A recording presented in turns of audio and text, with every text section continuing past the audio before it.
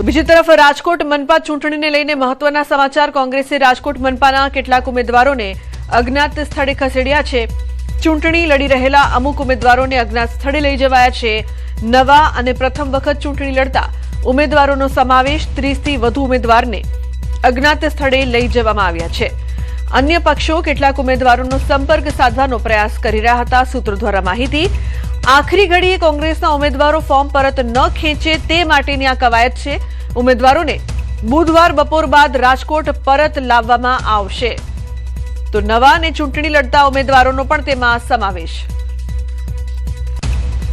રાજકોટથી સંવાદદાતા હાર્દિક લાઈવ જોડાયા છે વધુ માહિતી આપવા માટે। હાર્દિક, જે પ્રકારથી કોંગ્રેસના ઉમેદવારોને અજ્ઞાત સ્થળે લઈ જવામાં આવી રહ્યા છે જેથી કોઈ પણ અનિચ્છનીય ઘટના ન બને, રાજકોટને લઈને હાલની શું માહિતી? કેટલા ઉમેદવારોને ખસેડવામાં આવ્યા? જી લુમના, રાજકોટ કોર્પોરેશનની ચૂંટણીને લઈને સૌથી મહત્વના સમાચાર આવી રહ્યા છે કે જે 30 થી પણ વધુ કોંગ્રેસના ઉમેદવારો છે તેમને અજ્ઞાત સ્થળે લઈ જવામાં આવ્યા છે। હાલ આપણી સાથે જે છે વોર્ડ નંબર 2 ના ઉમેદવાર અને મહિલા કોંગ્રેસ અગ્રણી ગાયત્રીબા છે। બેન, શું કહેશો અત્યારે જે રીતના અજ્ઞાત સ્થળે લઈ જવા પડ્યા છે, કારણ શું?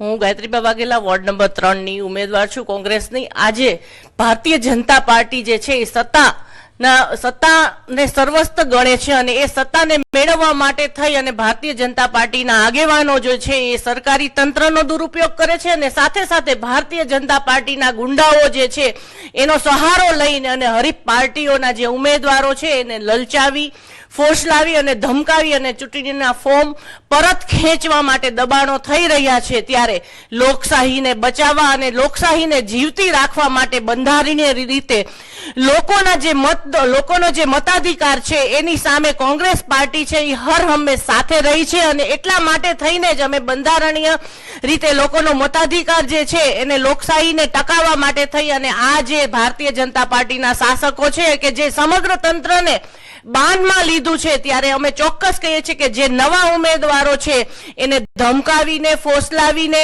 આ જે ડઝન જેટલા જે છે એને જ્યારે ધમકી પણ આપવામાં આવતી એ કારણે થઈ અને અમે જે ફોર્મ ભરવાની પરત તારીખ છે એ માટે થઈ અને એ લોકોને અજ્ઞાતવાસમાં લઈ ગયા છે, કેમ કે આ લોકોનો જરા પણ વિશ્વાસ કરી શકાય એવો નથી। ત્યારે અમે લોકોને પણ એટલું કહીએ છીએ કે લોકશાહીને ખાસ કરીને કોઈ અત્યારે નવા ઉમેદવારોને ધમકી આપવામાં આવી હતી, આપને જાણમાં કઈ છે? ચોક્કસ, એટલે જ અમારા રાજકોટના પ્રમુખે જ્યારે જાણ્યું કે આવી રીતના 2-4 જણાને ધમકી આપી છે એટલા માટે થઈને જ આ પગલું ભરવામાં આવ્યું છે। કેમ કે જે નવા ઉમેદવારો છે, જે કોંગ્રેસના સક્ષમ ઉમેદવારો જે છે કે જે ને કોઈનેથી ડરી પણ શકે એમ નથી, પણ જે નવા ઉમેદવારો છે ને ઘણા એવા હોય તો એને ધમકાવવામાં પણ આવ્યા છે અને ઘણા એવા ઉમેદવારો હોય તો એને લાલચ પણ આપવામાં આવી છે। એટલા માટે થઈ અને કોંગ્રેસ પાર્ટીએ આ પગલું છે એ ભર્યું છે। લુમના, ખૂબ જ મહત્વના સમાચાર જે આવી રહ્યા છે। જે રીતના જે છે કોંગ્રેસના ઉમેદવાર કહી રહ્યા છે કે જે નવા ઉમેદવાર જેમને પ્રથમ વખત ફોર્મ ભર્યું છે તેમને જે છે ધમકાવ્યા અને ડરાવતા હોવાના જે આક્ષેપ કરવામાં આવી રહ્યા છે એમના કારણે તેમને અજ્ઞાત સ્થળે લઈ જવામાં આવી રહ્યા છે। ખાસ કરીને આવતીકાલે ફોર્મ પરત ખેંચવાનો અંતિમ દિવસ છે, ત્યારે આવતીકાલે બપોર બાદ જે 30 જેટલા જે કોંગ્રેસના ઉમેદવારો છે તેમને પરત રાજકોટ લાવવામાં આવશે। એક તરફ જે છે આ સમયે પ્રચાર કરવાનો હોય છે એ સમયે જે છે અજ્ઞાત સ્થળે જે છે ખસેડવામાં આવ્યા છે। અનેક રાજકીય વિતર્કો પણ શરૂ થઈ ગયા છે। બિલકુલ હાર્દિક, આપ અમારી સાથે જોડાયેલા રહેશો। સુરતથી કીર્તેશ પણ જોડાયા છે। કીર્તેશ, કોંગ્રેસના ઉમેદવારો રાજકોટ હોય કે સુરત અજ્ઞાત સ્થળે તેમને ખસેડવામાં આવી રહ્યા છે, ક્યાંક ડરાવવાની વાત, ક્યાંક ફોસલાવવાની વાત, શું માહિતી આપની પાસે?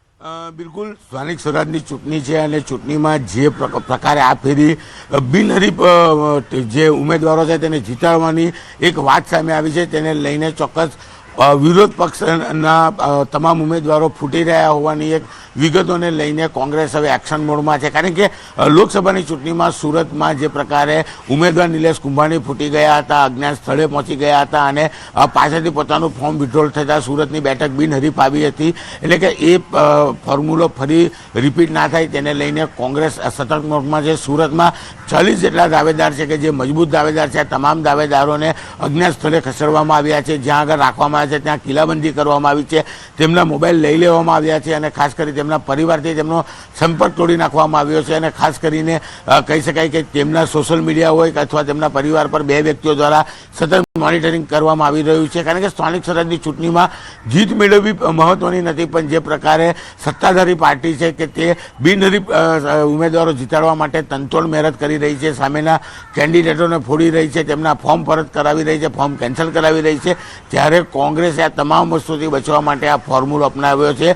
પછી એ સુરત હોય, અમદાવાદ હોય, રાજકોટ હોય, તમામ જગ્યા પર આ ફોર્મ્યુલો શરૂ કરવામાં આવ્યો છે. ત્યારે સુરત કોંગ્રેસ દ્વારા 40 જેટલા ઉમેદવારોને અજ્ઞાત સ્થળ પર ગઈકાલે મોડી સાંજે ખસેડી દેવામાં આવ્યા છે અને તે તમામ લોકોને એક જ જગ્યા પર રાખવામાં આવ્યા છે, તેમના ઉપર વોચ રાખવામાં આવી રહી છે, એટલે કે ચૂંટણી પર તેની સીધી અસર ના થાય. લોકશાહીનો આ પર્વ છે, લોકશાહીના પર્વનો સીધી રીતે લોકો ઉપયોગ કરી શકે તેને લઈને આ પગલું ભરવામાં આવ્યું છે. ઉમેદવારો પૈસા લે ફૂટી જાય અથવા પોતાના ફોર્મ પરત ના ખેંચી લે તેને લઈને આ કરવામાં આવ્યું છે, કારણ કે આજે ફોર્મ ખેંચવા આજે આવતીકાલે 2 દિવસ ફોર્મ ખેંચવાના દિવસ છે, એટલે કે 2 દિવસ સુધી આ તમામ લોકોને અજ્ઞાત સ્થળે રાખવાનું કોંગ્રેસ દ્વારા નક્કી કરવામાં આવ્યું છે. બિલકુલ કીર્તેશ, આભાર સમગ્ર માહિતી બદલ. તો કોંગ્રેસ દ્વારા આ જે ફોર્મ્યુલા છે તે અપનાવવામાં આવ્યું છે, જેથી જે બેઠકો છે તે બિનહરીફ જાહેર ન થઈ શકે. નર્મદા જિલ્લાની એકમાત્ર નગરપાલિકાની ચૂંટણી માટે ઉમેદવારી ફોર્મની ચકાસણી પ્રક્રિયા પૂર્ણ થઈ છે. ચૂંટણીમાં કુલ 126 ફોર્મમાંથી 84 ફોર્મ માન્ય અને 42 ફોર્મ અમાન્ય જાહેર કરવામાં આવ્યા છે. પક્ષવાર વિગતો જોઈએ તો ભાજપના સૌથી વધુ 64 ફોર્મમાંથી માત્ર 28 માન્ય રહ્યા છે, જ્યારે આમ આદમી પાર્ટીના 22માંથી 21 અને કોંગ્રેસના 8માંથી 8 ફોર્મ માન્ય રાખવામાં આવ્યા છે. હવે આગામી 15 તારીખે ફોર્મ ખેંચવાની અંતિમ મુદત બાદ જ ચિત્ર છે તે સ્પષ્ટ થશે કે કઈ બેઠક પર ચૂંટણી યોજાશે અને કયા ઉમેદવારો બિનહરીફ જાહેર થશે.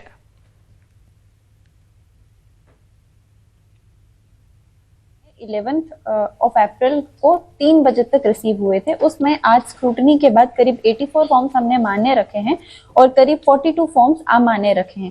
अगर इसको मैं पार्टी वाइज स्प्लिट करती हूं तो भारतीय जनता पार्टी से हमें 64 फॉर्म्स रिसीव हुए थे, जिसमें 28 हमने मान्य रखे हैं और 36 अमान्य रखे हैं.